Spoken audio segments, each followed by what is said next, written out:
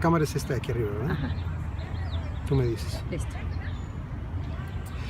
Yo creo que una de las instancias más importantes, más interesantes, más fascinantes de la fertilización cultural cruzada entre naciones, entre grupos étnicos, entre comunidades, se puede encontrar en la música.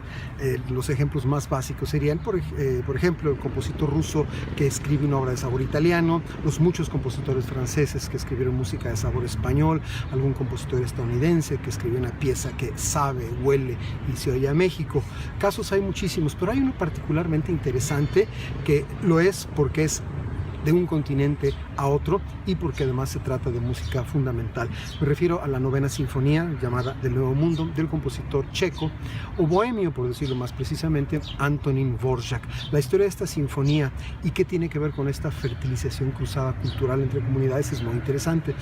En 1891, una rica señora estadounidense de nombre Janet Thurber se puso en contacto con Dvořák y lo convocó a que se fuera a Estados Unidos a ser el director de un conservatorio, del Conservatorio Nacional de Música, que la señora Thurber había fundado y patrocinado en el año de 1885.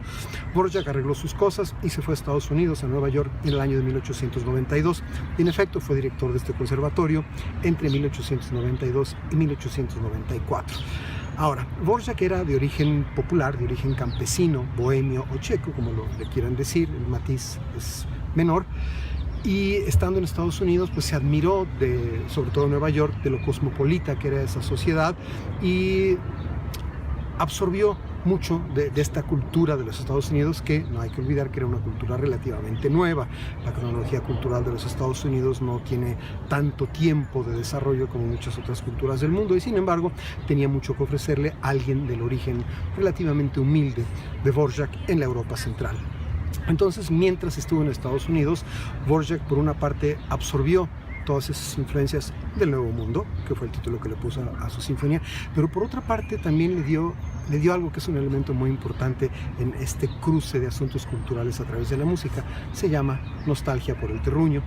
Entonces, además de recorrer algunas regiones de Estados Unidos para aprender de esa nueva cultura, Dvořák se puso en contacto con, sobre todo, de manera particular, con una pequeña comunidad llamada Spillville en el estado de Iowa, que era una comunidad básicamente de inmigrantes bohemios, es decir, de sus compatriotas.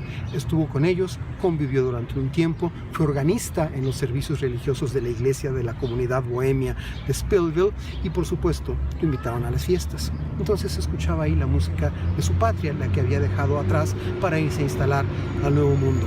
Con todo este bagaje, con toda esta nueva circunstancia, Dvořák abordó la creación de su novena y última sinfonía, a la que le puso por título Sinfonía del Nuevo Mundo. Durante todo este proceso, Dvořák llegó a tomar una conciencia y a expresarla así, de que para él no eran cosas distintas la música negra de los Estados Unidos y la música indígena.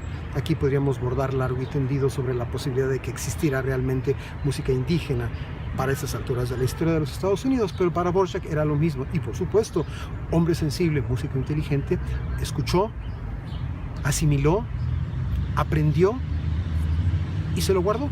Y cuando estaba escribiendo la Sinfonía del Nuevo Mundo, dicen que incorporó, si no temas específicos, sí un poco del espíritu de la música de los Estados Unidos, sobre todo la música de ese fantástico género musical popular de raíz esclava, de raíz negra, que son los spirituals.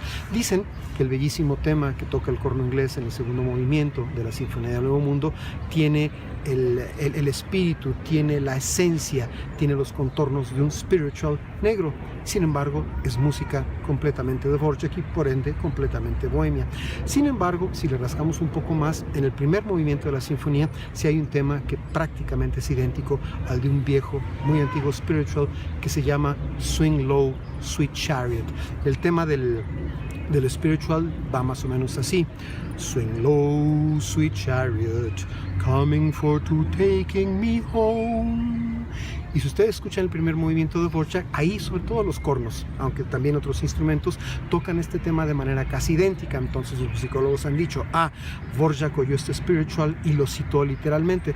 Dvořák decía que no, Dvořák decía que era el espíritu de la música que lo rodeaba, pero la cita es tan parecida que muy probablemente sí sea consciente o inconscientemente una referencia al spiritual llamado Swing Low, Sweet Chariot. Y el segundo elemento, que es un poco más complejo, es que durante su estancia en Estados Unidos, Dvorak se había puesto en contacto también con la literatura estadounidense y leyó, entre otras cosas, a Henry Wadsworth Longfellow, cuya obra más destacada en este asunto de la fertilización cultural es el gran poema épico Hiawatha.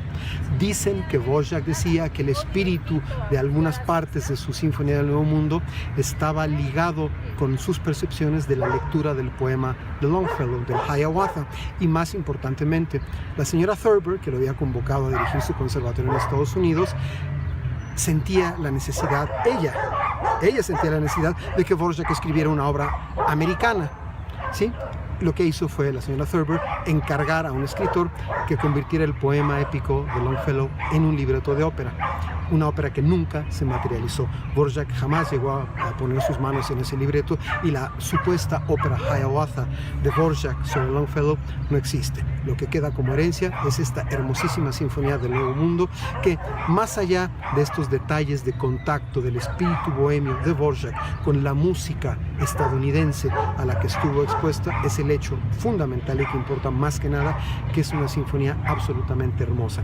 Mi opinión, como la de muchos otros, es que la Sinfonía del Nuevo Mundo de Antonín Dvorak está fácilmente en el top 10 del hit parade de todas las sinfonías que se han escrito hasta la fecha. Así que la recomendación sería, por una parte, aprender un poco de esta fertilización cultural musical cruzada entre Dvorak y su origen bohemio y lo que escuchó y asimiló en los Estados Unidos, y por otra parte la escucha pura, placentera de la sinfonía, que es realmente una joya de la historia de la música occidental, y los contactos Dvorak bohemio, Dvorak americano a través de la sinfonía son realmente fascinantes. Gran recomendación, muy importante recomendación, no dejen de escuchar completa la Sinfonía del Nuevo Mundo de Antonín Dvorak.